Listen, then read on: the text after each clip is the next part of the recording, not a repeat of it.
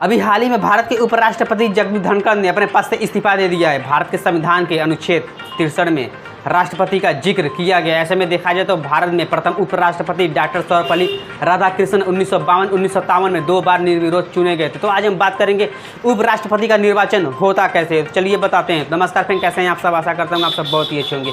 आज हम बात करेंगे उपराष्ट्रपति का निर्वाचन होता है या नियुक्ति। आखिर में उपराष्ट्रपति का निर्वाचन होता कैसे है, चलिए बताते हैं। उपराष्ट्रपति का पद देश का दूसरा सर्वोच्च पद होता है। उपराष्ट्रपति का पद अमेरिका के उपराष्ट्रपति की तर्ज पर ही बनाया गया है।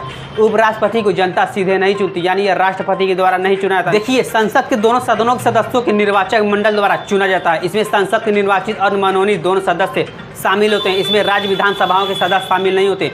देखा जाए तो राष्ट्रपति में जब राष्ट्रपति का निर्वाचन होता है तो उसमें राज्य विधानसभाओं के सदस्य भी शामिल होते हैं, लेकिन उपराष्ट्रपति में ऐसा कोई जिक्र नहीं किया गया है। उपराष्ट्रपति के कार्य समान है। उसका मुख्य कार्य राज्यसभा की अध्यक्षता करना है, वह भी अल्प समय के लिए, यानी थोड़ा समय के लिए होता है। देखिए, राष्ट्रपति के चुनाव की तरह उपराष्ट्रपति का चुनाव भी एकल मत और गुप्त द्वारा होता है। अब चलिए बताते हैं उपराष्ट्रपति कैसे बना जाता है। उपराष्ट्रपति बनने के लिए वह भारत का नागरिक हो, वह 35 वर्ष की आयु पूर्ण कर चुका हो, वह राज्यसभा का सदस्य बनने के लिए पात्र हो, उसे केंद्र सरकार या राज्य सरकार या स्थानीय प्रशासन किसी लाभ के पद पर न हो। इसके अतिरिक्त उपराष्ट्रपति के चुनाव के नामांकन के लिए उम्मीदवार को कम से कम 20 प्रस्तावक तथा 20 अनुमोदक होने चाहिए। प्रत्येक उम्मीदवार को भारतीय रिजर्व बैंक में 15,000 रुपये जमानत राशि जमा करना आवश्यक है। उपराष्ट्रपति को पद की शपथ राष्ट्रपति या किसी नियुक्त किए गए व्यक्ति द्वारा दिलवाई जाती है। उपराष्ट्रपति अपने शपथ में कहता है वह संसद के किसी भी सदन अथवा राज्य विधायिका के किसी भी सदन का सदस्य न हो। यदि ऐसा कोई व्यक्ति उपराष्ट्रपति निर्वाचित होता है तो यह माना जाएगा कि उपराष्ट्रपति का पद ग्रहण करने के तिथि से उसे अपनी उस सदन की सीट को खाली करना होगा।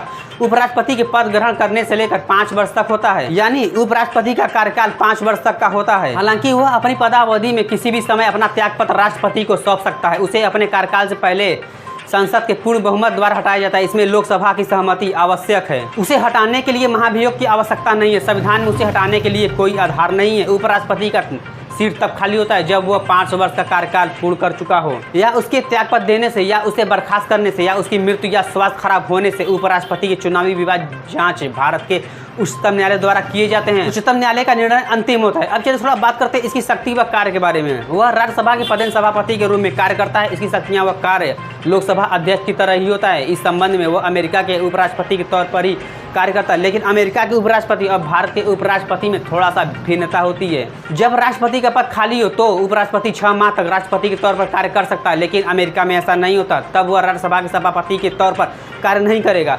तो ये वीडियो आप लोग कैसा लगा, हमारे वीडियो कमेंट बॉक्स में जरूर बताइएगा। हमारे चैनल को सब्सक्राइब करना, वीडियो को शेयर करना बिल्कुल भी ना भूलिएगा। जय हिंद, जय भारत।